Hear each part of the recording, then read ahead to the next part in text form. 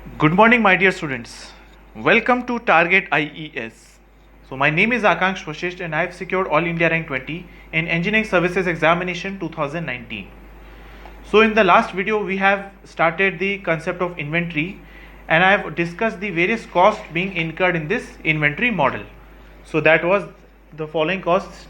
कौन सी कॉस्ट थी?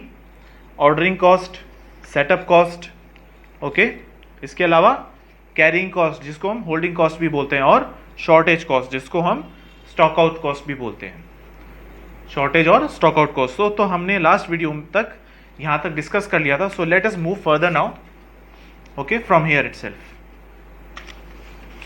और इससे पिछली वीडियो में हमने क्वेश्चंस भी करे थे, okay. So now let us move ahead. अब हम लोग देखते हैं माय डियर, इन्वेंट्री कितने टाइप की होती है. इन्वेंट्री तो हमने देख लिया क्या क्या होता है, इन्वेंट्री में क्या क्या कॉस्ट इन्वॉल्व होती है. Now let us classify the inventory. What types of inventory are there? Please understand very very carefully. पहली इन्वेंट्री का नाम है ट्रांजिट या फिर पाइपलाइन इन्वेंट्री. देखिए, ट्रांजिट का मतलब क्या होता है? What is the meaning of transit? Transition बोलते हैं हम, ट्रांजिशन. इसका मतलब क्या होता है? In motion. So what is meant by transition? In motion.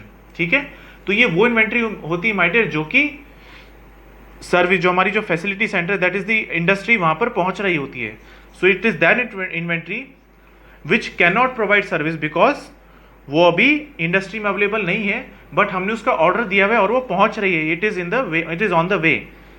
So while in transportation and such inventory is called transit और पाइपलाइन इन्वेंट्री. देखिए, why it is not in service? Because it is not in our industry, okay, it was being ordered, okay, now it will take some lead time so as to reach to our industry, okay. So it is in on the way, that is it is in the transportation. So therefore it is known as transit or pipeline inventory, isn't it? So जब तक वो नहीं पहुंचेगा तब तक हम उसको काम में नहीं ले सकते. So therefore it is what is transit और pipeline inventory. Now my dear, एक बहुत ही इंपॉर्टेंट टर्म समझिएगा, दैट इज बफर और सेफ्टी स्टॉक. देखिए, नाम से समझ आ रहा है बफर या फिर सेफ्टी, मतलब ये वो स्टॉक है माय डियर जो कि हम रखते हैं for the safety purpose, for safety in the future. Majorly हम किस लिए रखते हैं? So as to prevent stock out, so as to prevent stock out. और स्टॉक आउट होने से क्या होगा? I have already explain, goodwill loss, goodwill loss. सो स्टॉक आउट होने से क्या होगा? Goodwill loss. मतलब जितनी डिमांड आई मार्केट से उतनी हम फुलफिल नहीं कर पाए, उससे कम करी, तो उससे क्या होगा? Stock out. और स्टॉक आउट होने की वजह से we will lose a good reputation into our market. So therefore we will have goodwill loss. तो इसीलिए उसको काउंटर करने के लिए we will keep some stock for safety, that is what is called as safety stock. अब देखिए क्या बोल रहा है, it is that minimum amount of inventory kept throughout the year. देखिए, ये वो इन्वेंट्री होती है माय डियर जिसको हमें कांस्टेंट रखनी पड़ती है, जिसको हमें थ्रू आउट द ईयर कुछ रखनी पड़ती है. और ये स्पेशली उन चीज़ों के लिए होता है जिसकी डिमांड काफ़ी ज़्यादा होती है, जो बहुत जल्दी कंज्यूम भी होती है, ओके, जिसकी डिमांड ज़्यादा होती है और बहुत जल्दी कंज्यूम भी होती है. So we have to maintain a certain amount of inventory throughout the year so as to prevent the stock out. And it is used only during the adverse condition to prevent stock out. वही मैंने आपको कहा, समझ पाए? तो ये उसके लिए होता है जिसकी डिमांड रेट बहुत ज्यादा होती है, डिमांड रेट, ठीक है, जिसकी साल भर की या महीने भर की जो है डिमांड रेट काफी ज्यादा होती है, मतलब जो फ्रीक्वेंटली यूज रहती है, तो उसमें क्या होता है? स्टॉक आउट होने का चांस ज्यादा रहता है. तो इसलिए for the safer side to be, we have to keep some safety stock with us. It is held for protecting against the fluctuation in the demand. Yes, fluctuation in the demand rate and the lead time. Demand suddenly बढ़ गई तो उसको cater करने के लिए भी हमें safety stock रखना पड़ता है. और दूसरी चीज, हमने ऑर्डर कर भी दिया, सपोज हमने कुछ अमाउंट ऑर्डर करा from some vendor, okay, but it will take some time ना, it will take some time so as to start from the vendor to reach our facility centre, that is our industry, that is our production centre. तो वो जो time है starting from the dispatching of the material from the vendor to till the time it reaches to our facilitation center, that is called as the lead time. तो देखिए, lead time कुछ days का होता है. अब उतनी days में suppose हमारा स्टॉक वापस खत्म हो गया, ठीक है, कस्टमर की और डिमांड आ रही है तो हम उसको फुलफिल वापस नहीं कर पा रहे हैं, तो again it will lead to stock out and goodwill loss. So therefore it is held for the protection against the fluctuation in the demand rate as well as the lead time. कि हम safety stock रखे हुए जितने time में हमारे पास वो material पहुंचता है उतने में हम अपने इन्वेंट्री से ही कस्टमर की डिमांड को सेटिस्फाई कर देंगे. Okay. It is never ever required under normal working conditions.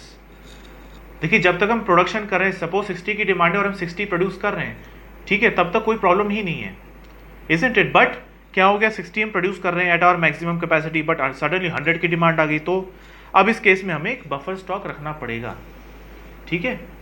So and used only during the adverse condition to prevent stock out, जैसे कि sudden change in the demand, sudden fluctuation in the demand. So therefore it is necessary to keep some buffer stock और safety stock. Okay.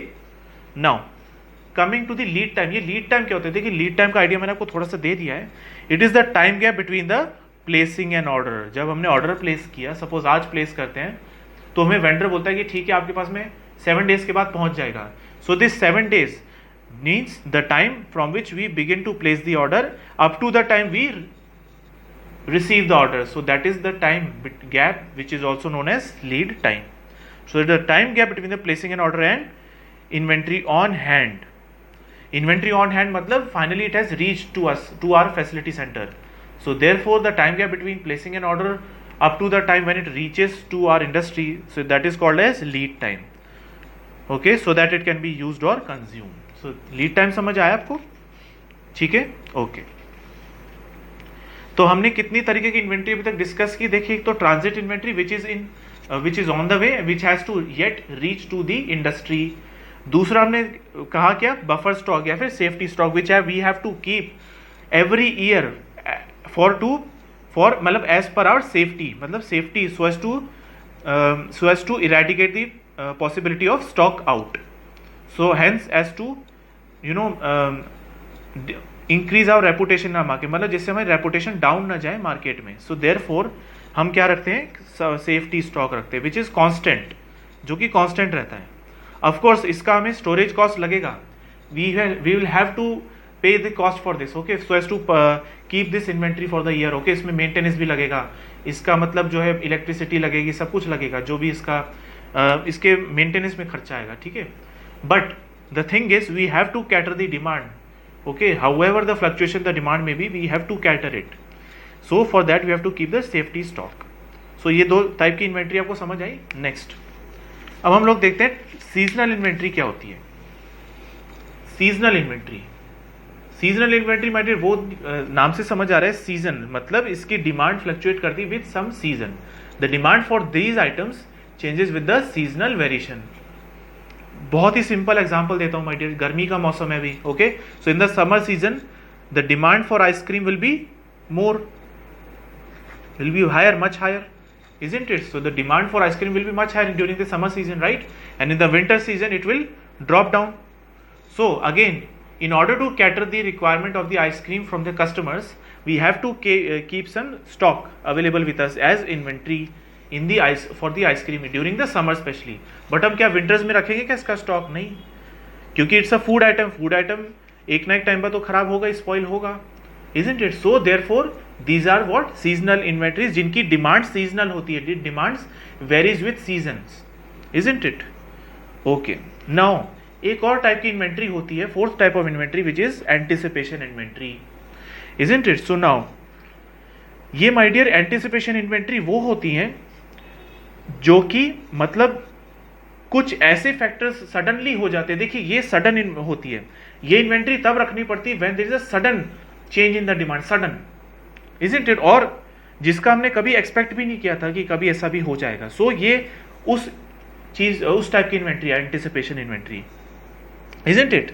So there are many factors which lead to sudden change in the demand. जैसे कि कभी suppose जैसे कि हाँ मैं आपको example देता हूँ. In the year 2019 when there was close to recession taking place, right? काफी मतलब इकोनॉमिक स्लो डाउन चला 2019 के अंदर, specially during the last months, नवंबर दिसंबर में. तो आपने न्यूज जरूर देखी होगी कि ऑटोमोबाइल सेक्टर डाउन जा रहा था. There was huge unemployment taking place, right?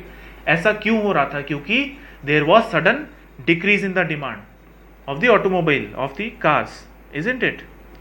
ठीक है. और अब ये कोरोना का इशू हो गया. Okay. So due to this Covid pandemic now since the industries are being close down, so therefore sudden demand क्या हो गई, डिक्रीज हो गई।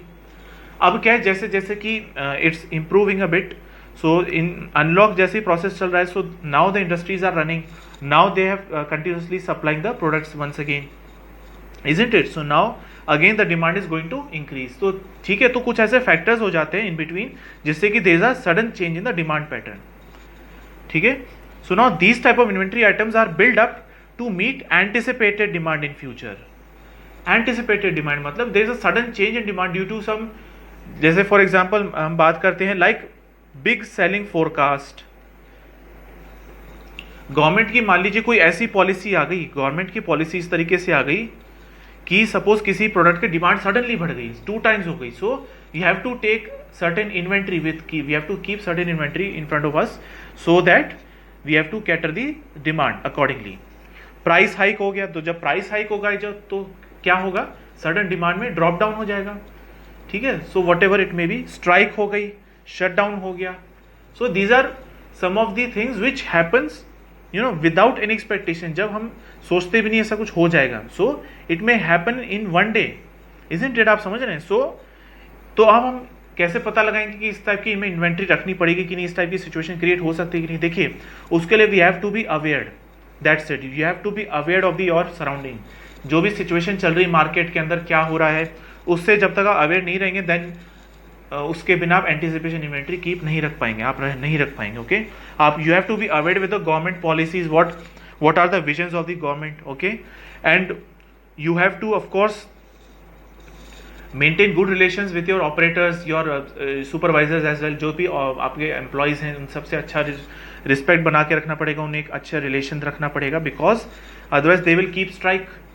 अगर आप उनकी डिमांड फुलफिल नहीं कर रहे हैं, उनको टाइम टू टाइम सैलरी नहीं दे रहे हैं, वॉट एवर, उनको इंश्योरेंस नहीं दे रहे हैं, सो क्या होगा, they will be going on for strike. Strike करेंगे तो क्या होगा, मैन्युफैक्चरिंग जो है उस पर इफेक्ट होगा, इजंट इट?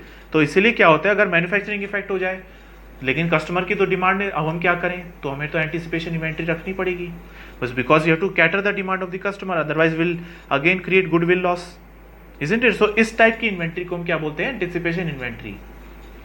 समझ आया आपको? 4 तरीके की हमने इन्वेंट्री पढ़ी, एक तो थी ट्रांजिट या फिर पाइपलाइन इन्वेंट्री, दूसरा हमने पढ़ा बफर स्टॉक या फिर सेफ्टी स्टॉक जो कि कांस्टेंट रहती थ्रू आउट, और वो तीसरा हमने पढ़ा seasonal inventory which varies with season, okay, and it's not constant every time because season के हिसाब से हम इसको स्टोर करके रखेंगे। और चौथी क्या, anticipation which sudden create sudden changes in the demand, okay, due to some reasons, due to various reasons, okay.